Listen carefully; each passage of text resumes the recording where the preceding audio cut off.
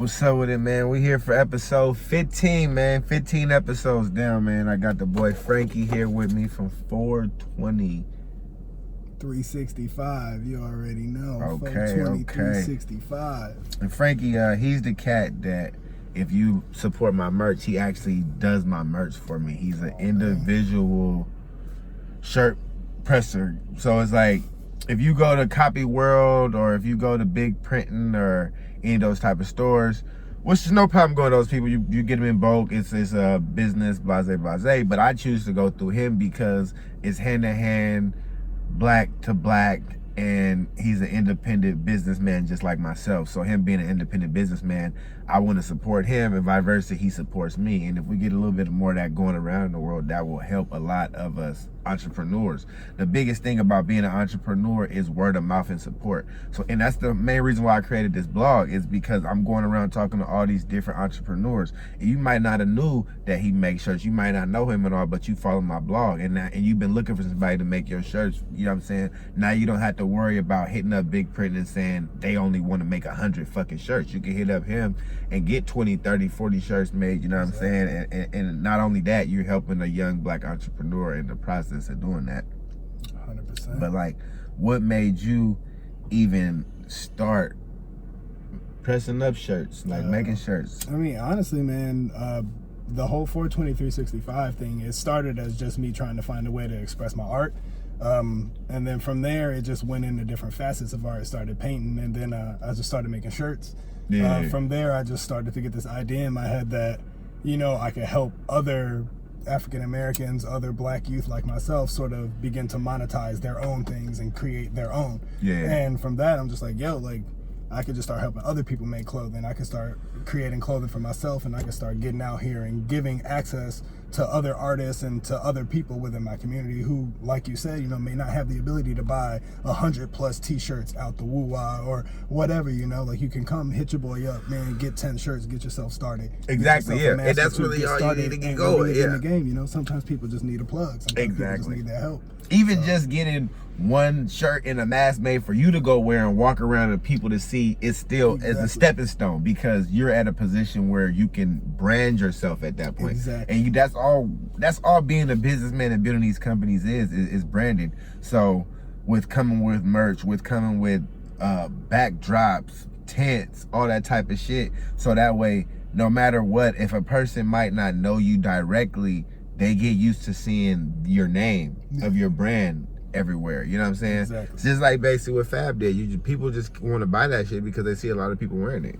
Not like it's not a good brand and all that shit too, but you know, it's all about building brand recognition, you know. And a lot of people don't have the ability to do that kind of thing. A lot of people can't pay for sponsors and stuff like that, you know. So them small gateways that can really create avenues for people who don't really have one. So that's really what it's about, you know. The kind of like, it's like pretty much you a mom and pop presser, you know, shirt, you know what I'm saying? Like basically they can come to you and you gonna work with them on pricing and all that shit. It's not just like when you go to these websites and it's like, damn, they want $525 for whatever, you know what I'm saying? And you kind of just trying to get off the ground and just get your company going at that point. So you necessarily, in my opinion, you don't want to just come right off the back and just spend a ton of money on merch if you don't have to, because you might not sell that shit. So you might just be stuck with a whole bunch of t-shirts that you couldn't do shit with.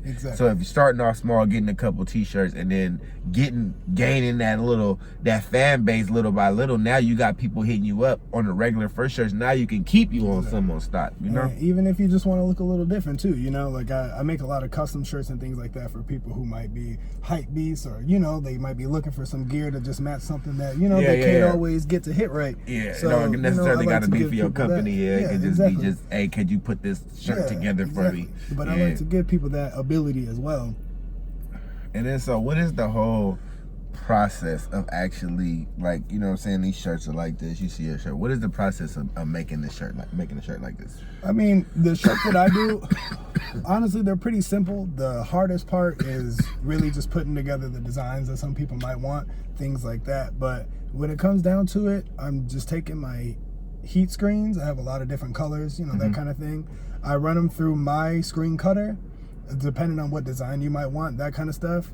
We'll chop them up, take those screens, we'll pull whatever we don't need on the screen, and then we press it. Some people may have seen that kind of thing done, you know, like maybe at their local t-shirt shop or something like that. And the press is the heat kind of like melted it to the fabric. It just binds it to the fabric itself, and then you got yourself a shirt, you know, washable, wearable, you know, you can do whatever, sweat in that mug, you know, and anything you need, and it's gonna last as well, which is nice. First starting, how many times did you like fuck up before you got it down on like how to actually get the shirt looking quality and shit, sellable? In all honesty, when I first started, you know, like anybody, like you just try to jump into some shit like you kind of got the low, like you know what you're doing. Man, when I was first doing the lettering on shirts, I was printing with my screens upside down, wondering why I'm not getting like full sheets. I'm printing and literally pressing on individual letters onto each shirt, doing big ass whole shirts, you know, with slogans on them. You know, I did a little bit of research, this and that, figured it out. So I probably maybe messed up just 2 or 3 shirts before I really started getting into it. But then from there, in all honesty, bro, when it comes to like being creative, it's really hard to consider yourself messing up. I started more so just experimenting and doing different things. And, you know, some of it I like, some of it I don't, but I'm learning more of how to work with this stuff every day, and that's what's really fun too about it, you know? What would you say like the dopest shit you feel like in your opinion that you've had a chance to press up on some shit? Honestly, I'm really proud of my, I call it my Happy Life collection. I do a few different collections of my own, one called the 100 Bones, and then a few others. You can feel free to check them out on my Instagram. But it probably my Louis Vuitton and Happy Life collaboration shirt. I think I might have showed that one to you, but it's a really dope red shirt. Yeah, I will pull it up on my phone, but I don't know how well that works. But that's probably one of my favorite designs. It's definitely that. And then when you started creating shirts, when you originally started, it was like when you decided to like get the presser and start pressing. I can show you guys that one. That's that Louis Vuitton design I did there with the LVs. And when you basically started like, once you got into shirts and shit, was it originally because you had a brand that you wanted to create yourself and you just wanted to press it up yourself? You didn't want to go to anybody? And then initially, and then so basically from that, it kind of rolled into, oh, well, shit, I can make these shirts for other people too and charge. Yeah, it was more like, that was kind of how the process went. It was like, how can I get access to something like this in a way that's gonna be the most cost effective? And when I looked at how much it would actually cost me to learn how to do it myself, you know, which a lot of entrepreneurs need to kind of build that sort of mindset about themselves. If you can figure out how to do it yourself so you don't have to pay somebody else, in the end, it's always going to be the best. It's always going to make you more money. You're always going to get more skill, more benefit out of it. It's going to be more worth it. It's like being a rapper. Like if you can record and produce yourself, mix and master, you're going to save a ton of money. And you're also, the music's gonna mean that much more to you because you went in there, you recorded it, you mixed and mastered it, you know how you want it to sound, you kind of know how you want shit to come off those snares and shit. So and then not only that, you're not gonna be spending all that money on studio time, spending that money on somebody to fucking mix and master and all that shit. So just to be able to cut corners sometimes and be able to cut corners successfully and not cut corners and cheat yourself is a benefit, you know? Definitely. And that's, you know, one of the biggest parts about it. It was being able to give myself a little bit of a financial edge.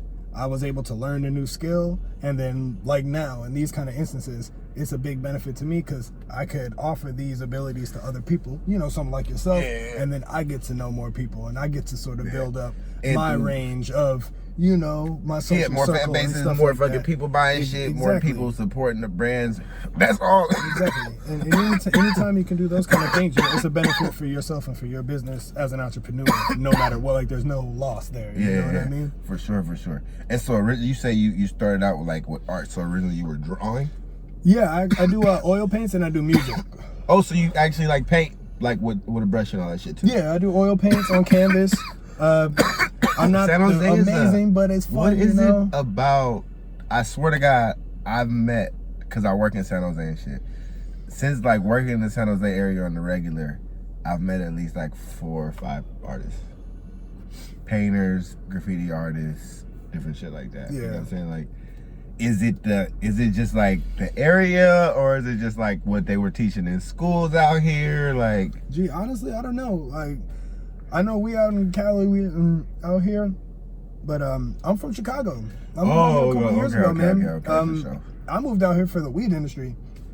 It You just know happened that the I'm weed also out here. an artist, you know? Yeah. Yeah.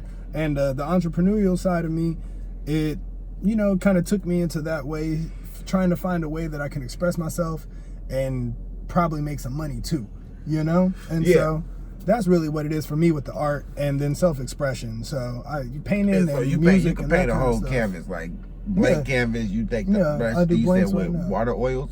Oil paints. Oil paint. So What's the difference between like an oil paint and? oil paints take longer to dry than the watercolors and stuff like that. They take a really long time to dry.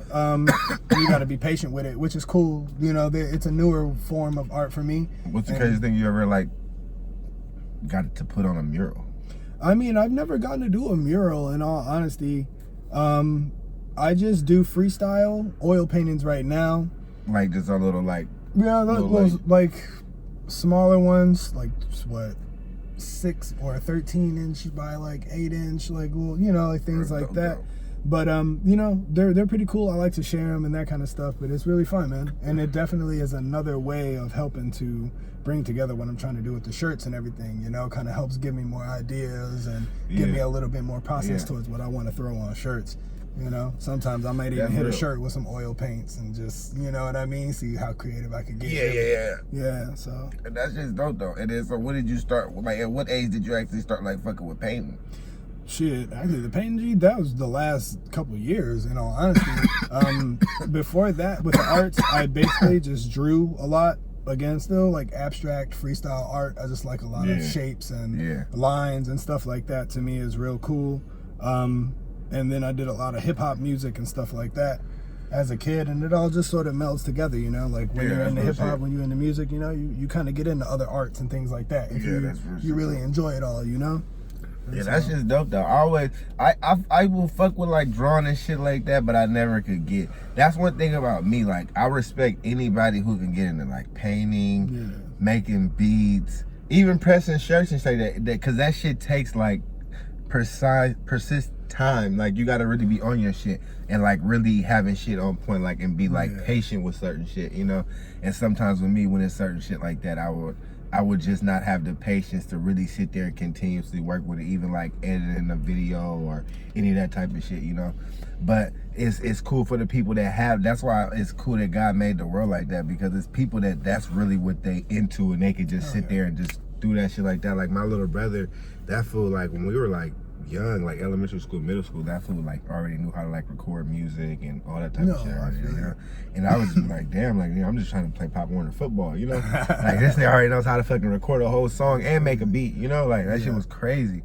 And now he's same shit, like, you know how you elevate through that shit, he pretty much does like photography and shoots videos and all that type of shit. So that's just cool, bro. Anybody that can take the time to fucking really perfect any craft like that, and then once you actually have got good enough to actually charge people and make money off of it, it's a benefit. Now, everybody's business is not fucking huge, you know. Everybody's not Google, everybody's not Apple, but I guarantee you, when you can, like, this nigga makes my shirts, I could just come smoke a blunt with him, we could do, you know what I'm saying? Like, when you doing shit like that, it feels a lot better, you know what I'm saying? You could call, bro, like, hey, bro, I need these shirts made, like, I know it's fucking short notice. You can't really do that type of shit with fucking, and not only that, I don't fucking gotta go into his business. It's straight through, hey, boom, I need these done, I'm picking up these days, this was going down, you know what I'm saying? Like, how many times you get to say you're going straight to the boss to get it done, bro? It's like, real you know, shit. you got the boss making your shirts, just like you turn around, you the boss handling your business, you know what I mean? It's on you. We two young black entrepreneurs right here, you feel me? And then he has a fucking business that I can use, you feel me? I had a platform that I can fucking put his business on. A lot of this shit just works hand in hand, and a lot of people, I think once people get to the point of understanding that a little bit more, that's where the small mom and pops and the independent businesses will grow. Not to say that there's not a lot of independent businesses that are doing good, but I think as a whole, as a people, we can help more, you know? We don't have to be so quick to go buy Gucci and go buy Nike and go buy all this shit. They got money, trust me. They're going to be fine. You can go if you about to go shopping, that's the best way to look at it. Every time you about to go shop and say, okay, I'm about to go spend $150. half of this money I'm gonna go spend with independent entrepreneurs. And then this other half, I'll go buy my little regular Nike and all that little other shit, you know? And then that way it's like, okay, you supporting both, but you don't gotta go just independent. This is motherfucking cannabis club. Like, I wear independent people shit. I don't really be into that, wearing all that. I wear name brand shit too, now don't get me wrong, but. You just gotta think about, one of the things that got me thinking the most about why it's important to put back into your own neighborhood, to put back into your people, and to give value to the people around you, yo. I used to listen to this guy, KRS-One. Yeah. You gotta check him out, my dude. Fucking amazing. You should already That's know that. That's a fucking legend right He's there. He's the beast, yeah, bro. That's a You legend. already know. But I was listening to one of the, little talks that he was doing, and the way that he expressed it was when he was talking about giving value, you know what I mean? He's like, yo, you gotta look at your homie, and when your people are trying to do something, you can't look at a person who's trying to grow, trying to be something, and just be like, whatever, like he's just doing that. Like, you gotta get value, you know? Like, you see your homie doing something, you gotta come up, yo, other people, check out my homie. Look at what he's doing. You build that value. That's the only way you can really create something. Yeah, and then that shit cycles back, you know? Gucci, like we say, Gucci already got people saying, come check out Gucci. Exactly. You know what I mean? Tell people like Gucci, come check out your homie. Yeah. They getting money, like, and that's the thing about all that shit. Like, and then where's that shirt? You got the shirts back here, like, you feel me? It's quality shit too. On top of that, you ain't gotta. It's quality shit. You know, he put in a bag on the side for me. He motherfucking pressing at the shit. You're not getting no bullshit. You know, so at the same time, you gotta also respect that. Like, you're not just. I wouldn't put this man on here if it was some independent guy in his garage making some bullshit. You know what I'm saying? Like, this shit is real quality shit you gonna get, and then you not only that, you're gonna get it for a better price. You know, so definitely the best motherfuckers price. gotta also remember that when it comes to growing your business. Say, bro, best price, custom shirts for your business, for whatever, custom loungewear.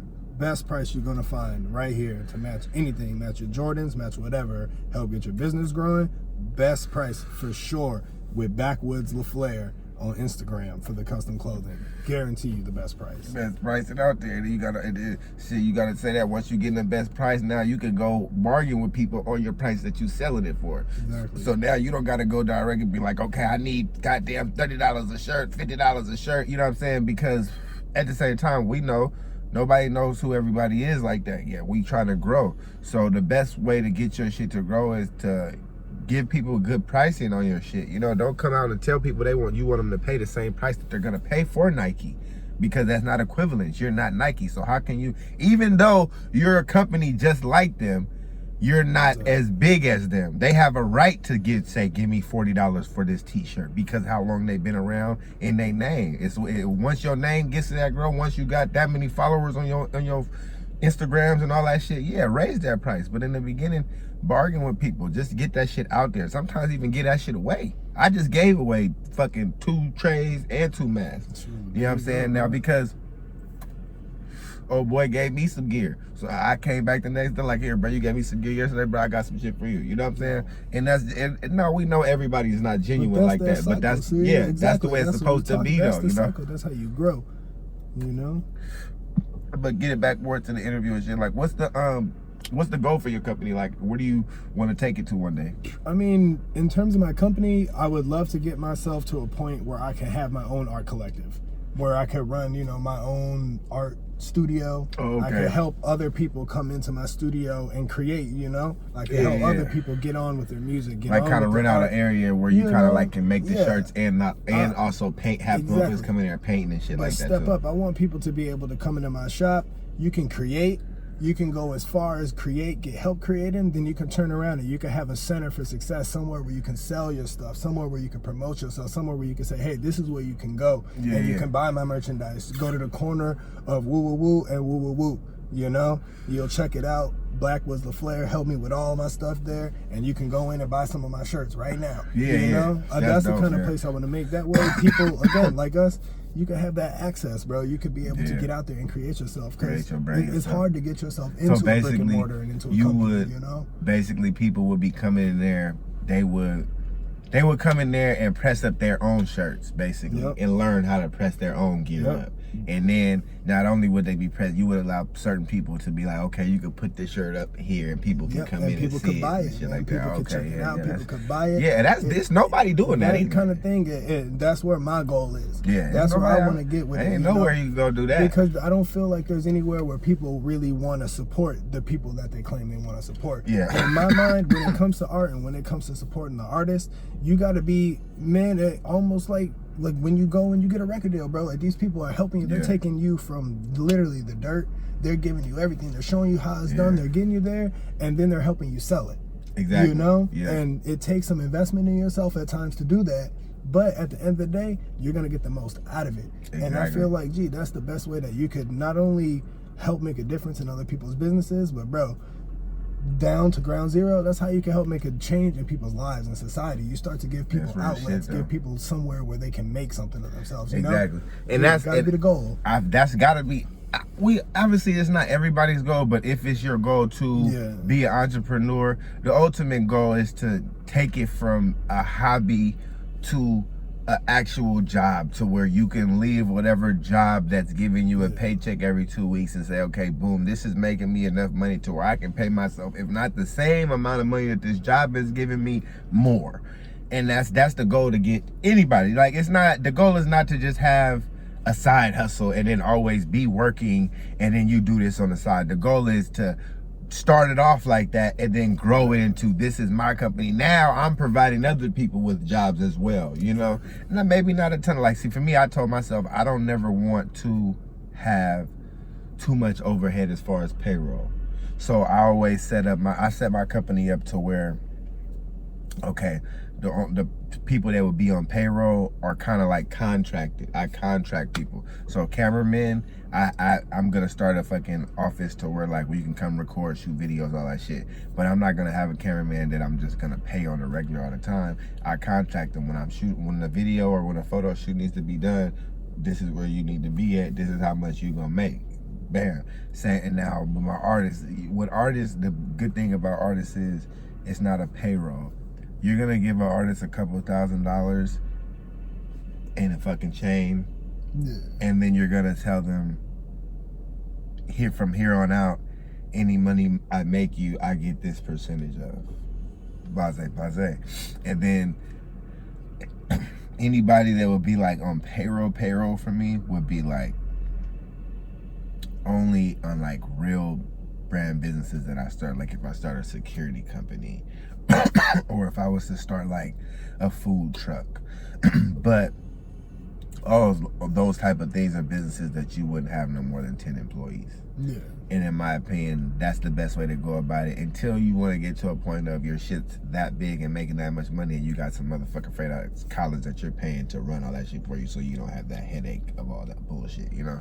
Because I feel like sometimes you can make your, even though it's making a ton, it could be making a ton of money as well, you can possibly sometimes make your company too big, and now you have the headache of all these lawsuits and all this overhead for payroll. And if you don't continuously make this money, you're going to ruin the lives of hundreds of people.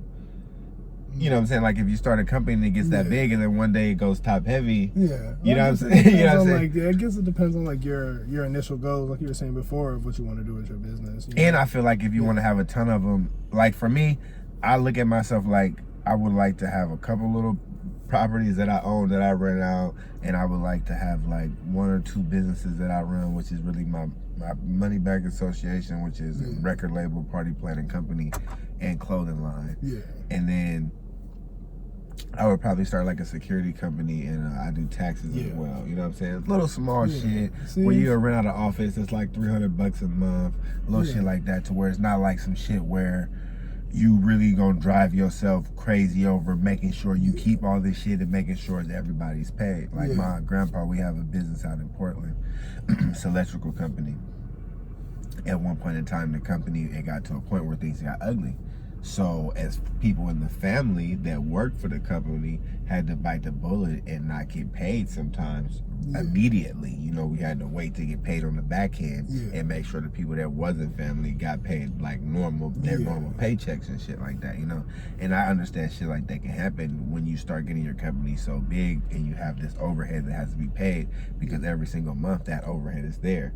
And if the money's not coming in every single month, where is that money coming from that you're going to continue with your overhead, you know? So I just always try to pride myself on, if once my companies, when I'm making my companies and going as far with the companies, is making sure that it's shit that I can always continuously run, and nothing that would ever be to the point to where, fuck, I don't have the money to pay anybody. Even with doing parties, like, that's happened to me before. Not to where I didn't have the money to pay everybody, but I had the money to pay everybody, but then I didn't take home that much money at the end of the night because the party didn't make as much money as expected. I go in a party spending like $2,500, expecting to make $5,000. Sometimes I can go in there and only make my $2,500 back or less, and then I still have to pay my cameraman. I still have to make sure the artist is paid, the headliner, his money in the back, you know what I'm saying? Like, so it's a process, but I like it because you're in control. And as long as you're smart and you're doing shit right, you're never really gonna fuck up. It's like you right now, as long as your rent is paid, you always got somewhere to press up shirts and do shit, you know what I'm saying? And having a plan, you know? Exactly. Like, you having your plan, definitely putting that shit out there for yourself, and then following it like to a T, you know? I feel like that's where a lot of people, especially when it comes to entrepreneuring, where they start to slip up. You know? It's not following that exactly. plan. Like, if they you start gotta have veering a off plan, you definitely have to stay on with that, on point with it, you know? And that's really it, you know, and just pressing that hard.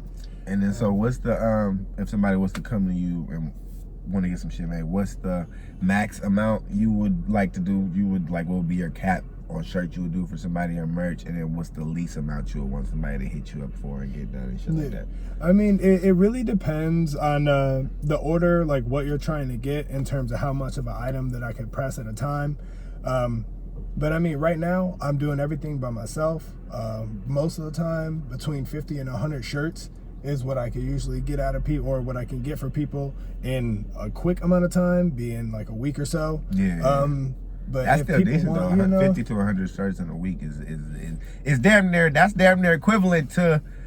But some places could give you the next day turnaround, but they gonna rape you for that shit. I'm gonna tell you that now. Next day turnaround, they gonna rape you. Yeah, and I'm telling you, you probably won't be supporting the black business either. For sure. Let me just say that. For sure. But you know, me being myself and working, and literally it's these hands that are going into it. You know, I could do that in about a week, depending on the type of designs that we decide on. But yeah, if you ever want to find out, people want to hit me up and be able to, you know, make orders or inquire about that kind of stuff, you can hit me up on Backwoods LaFlair on Instagram. You can hit up the company email, company email. Yeah, that's gonna be Canna420concierge at gmail.com.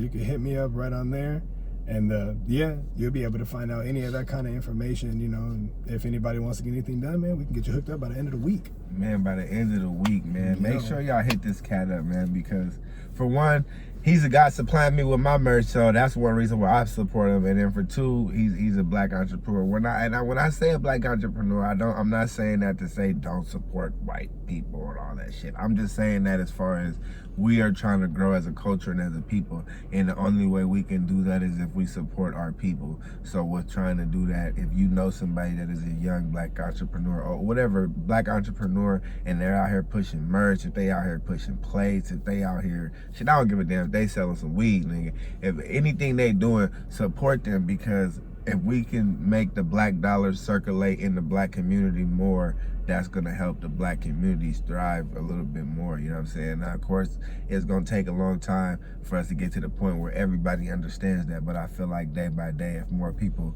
abide by that, it will allow us businesses to grow and be a Nike one day. Because if you get that's how they got to that point. The community stood behind what they was trying to do, and motherfuckers start wearing that shit like a motherfucker to the point where everybody wanted to wear it. So if you do that with one person who you know, and then you tell your friend, and they tell a friend, and they tell a friend, now it's a chain command of now, okay, you got 10 new people that know about this brand that are now supporting it, or this company that is a black-owned business, that is an independent black-owned business, and they're now making more money because you told your friend about it and they told their friend about it. And that's all we trying to do, and that's all this blog channel is even about right now, you know.